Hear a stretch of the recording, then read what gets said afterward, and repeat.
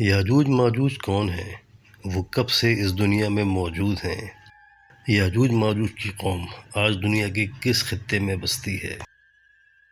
ہم بتانے جا رہے ہیں آپ کو کچھ ایسے حیرت ناک حقائق جن کی طرف آپ کا ذہن شاید ابھی تک نہیں گیا ہو۔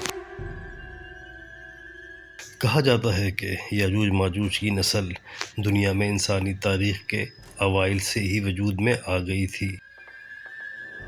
حضرت نوح علیہ السلام کے 5 بیٹے تھے، جن میں سام، حام اور یافس ان کے ساتھ کشتی میں سوار ہوئے، جبکہ کنعان اور عابر نامی بیٹے طوفان میں ڈوب کر مارے گئے تھے۔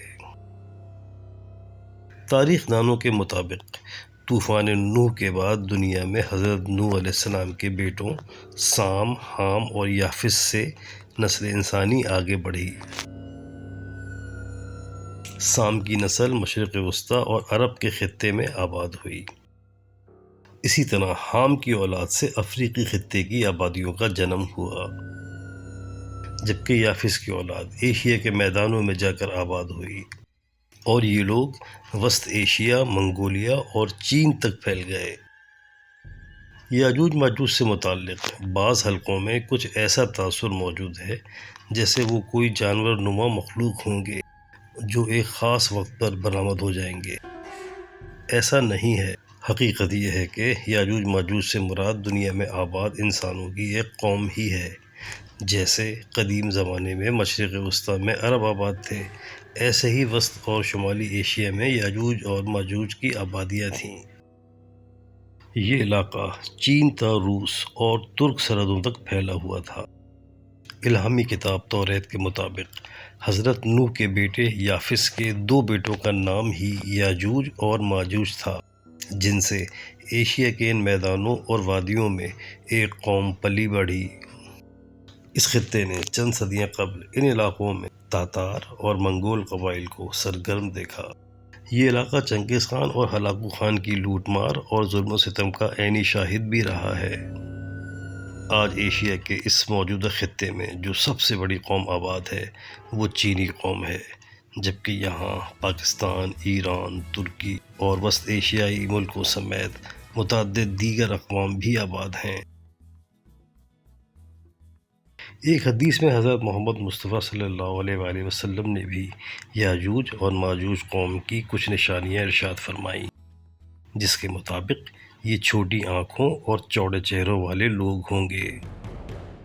امام ابن عساکر کے حساب کے مطابق حضرت آدم علیہ السلام کے دنیا میں تشریف لانے سے لے کر اب تک تقریباً 9288 سال گزر چکے ہیں۔ اسی طرح حضرت نوح اور ان کی اولادوں کے پھلنے پھولنے کا زمانہ تقریباً 8000 سال پہلے کا بنتا ہے۔ قرآن مجید کی سورہ کہف میں حضرت ذوالقرنین کا ذکر موجود ہے۔ بتایا جاتا ہے کہ ان کا دور حضرت عیسیٰ سے لگ بھگ 600 برس پہلے کا تھا۔ حضرت ذوالقرنین وہی بادشاہ ہیں جن کو یونانی اور دیگر تاریخ دان سائرس اعظم کے نام سے یاد کرتے ہیں۔ ذوالقرنین کے دور میں یاجوج ماجوج کی قوم کی سرگرمیوں کا ذکر خوب ملتا ہے۔ اس زمانے میں ان کی نقل و حرکت کا دائرہ چین تا ترکی اور روس تک بتایا جاتا ہے۔ یہ زمانہ لگ بھگ کوئی 2500 سال پہلے کا تھا۔ کہا جاتا ہے کہ یاجوج اور ماجوج قبیلوں کے لوگ اس زمانے میں بھی وحشی قبائلوں کی طرز کی زندگی بسر کرتے تھے۔ ان کی جنگ و جدل کی عادت سے خطہ ایشیا میں آباد دیگر اقوام سخت مشکلات سے دوچار تھیں۔ قرآن میں آتا ہے کہ ان میں سے ایک قوم نے اس زمانے میں ذوالقرنین سے یاجوج اور ماجوج کی لوٹ مار کی شکایت کی اور ان سے بچاؤ کے لیے ایک قلعہ نما دیوار بنانے کے لیے مدد مانگی، جس پر ذوالقرنین نے ان سے لکڑی اور تانبا مانگا اور دیوار کی تعمیر شروع کرا دی۔ دلچسپ بات یہ ہے کہ دیوار چین بھی آج دنیا کو حیرتوں میں ڈالے ہوئے ہے۔ گو کہ دیوار چین کی تعمیر کے آغاز کا زمانہ بھی لگ بھگ 2500 سال قبل کا ہی بتایا جاتا ہے، اور یہ دیوار بھی دشمن کے حملے سے محفوظ رہنے کے لیے ہی بنائی گئی تھی، اور علاقہ بھی لگ بھگ وہی ہے جہاں ماضی کی ذوالقرنین سلطنت کا راج تھا۔ اس لیے یہ گمان کیا جا سکتا ہے کہ ذوالقرنین کی تعمیر کردہ دیوار ہی دیوار چین ہو۔ یا پھر کم از کم یہ مانا جا سکتا ہے کہ یہی دیوار چین کی تعمیر کی بنیاد بنی ہو۔ اسی زمانے میں بنی سمرقند میں موجود ایک دیوار یعنی دیوار سمرقند کو بھی ذوالقرنین کی کاوش سے منسوب کیا جاتا ہے۔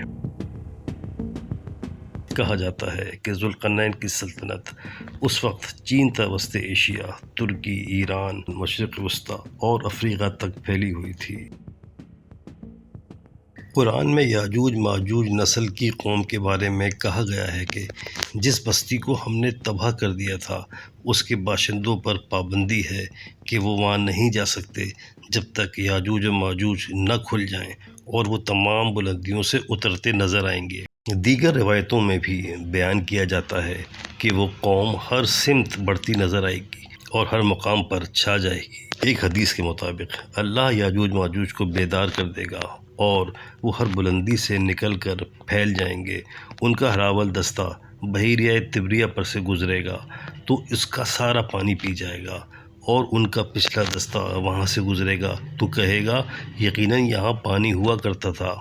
بحیرہ طبریہ یا بحیرہ گلیل سی آف گیلیلی اسرائیل اور اردن کی سرحد پر واقع ہے۔ سائرس اعظم یعنی ذوالقرنین کی جن خطوں پر حکمرانی تھی، آج کے دور میں ان علاقوں میں دنیا کے متعدد اہم ترین ملک پائے جاتے ہیں جن میں چین بھی شامل ہے۔ چین آج دنیا کی سب سے زیادہ پھیلتی ہوئی سیاسی و معاشی طاقت بن چکا ہے۔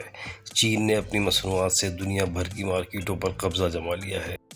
کئی ممالک میں چین اپنی سرمایہ کاری کی بدولت وہاں انتظامی امور میں شراکت دار بن چکا ہے۔ چین اس وقت تعمیرات اور صنعت کی بدولت سب سے زیادہ لوہا تانبا استعمال کرنے والا ملک بن چکا ہے۔ چین نے بڑے بڑے ڈیمز بنا کر بھی کھربوں مکعب میٹر پانی کو اپنی دسترس میں کر لیا ہے۔ یاجوج ماجوج کی تشبیہ موجودہ دور میں کیا کسی ایک قوم پر 100% پوری اترتی ہے؟ اس بارے میں یقین سے کچھ کہنا ابھی بہرحال قبل از وقت ہوگا۔ یاجوج اور ماجوج دو بھائی تھے جن کی اولادیں اس پورے خطے میں پھیل چکی تھیں، اس لیے عین ممکن ہے کہ موجودہ دور میں یاجوج اور ماجوج کی تشبیہ کسی ایک قوم کے بجائے ایک سے زائد اقوام کے لیے بھی ہو، کیونکہ ذوالقرنین کی سلطنت میں آج کے دور کے جو ممالک آتے ہیں ان میں اسرائیل بھی شامل ہے۔ یاجوج ماجوج کا ذکر آثار قیامت کے حوالے سے بھی خاصا اہم ہے۔ بتایا جاتا ہے کہ خروج دجال اور اس کی ہلاکت کے بعد یاجوج اور ماجوج کا دور بھی آئے گا۔ یاجوج ماجوج کا دور انسانیت کے لیے سخت تکلیف کا باعث ہوگا۔ یہ وہ دور ہوگا جب حضرت عیسیٰ علیہ السلام دجال کو عبرتناک انجام سے دوچار کر چکے ہوں گے اور دنیا میں امن قائم کر چکے ہوں گے، مگر یاجوج ماجوج کی وجہ سے حضرت عیسیٰ علیہ السلام اور مسلمان ایک بار پھر بڑی تکلیف میں مبتلا ہو جائیں گے۔ روایتوں کے مطابق اس وقت کھانے کی قلت کا یہ عالم ہوگا کہ بیل کا محض سر 100 دینار سے بھی قیمتی سمجھا جائے گا۔ حضرت عیسیٰ یاجوج ماجوج کے لیے بد دعا کریں گے، جس پر اللہ تعالیٰ یاجوج ماجوج کی گردنوں میں ایک بیماری پیدا کر دے گا جس سے وہ سب کے سب مر جائیں گے۔ یافس کی اولاد سے 2500 برس قبل شروع ہونے والی یہ کہانی کس شکل میں انجام کو پہنچے گی؟ موجودہ دور کے یاجوج ماجوج کون ہیں؟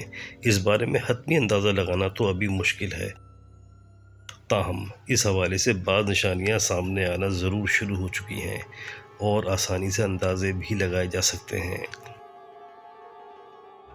یاجوج ماجوج کی تاریخ اور حال سے متعلق جاننے کا یہ موضوع آج بھی تاریخ دانوں کے لیے نہایت دلچسپی کا حامل ہے، اور جوں اس حوالے سے بعض نشانیوں کا تاریخی حقائقوں سے وجود ثابت ہو رہا ہے، محققین کی اس موضوع میں دلچسپی ہے کہ بڑھتی ہی جا رہی ہے۔ جاری حالات و واقعات اور تحقیق کے نتائج سے کچھ بعید نہیں کہ اس حوالے سے جلد ہی کوئی واضح نظریہ بھی قائم کر لیا جائے اور کوئی قوم موجودہ وقت میں یاجوج و ماجوج کی چلی آ رہی نسل قرار پا جائے۔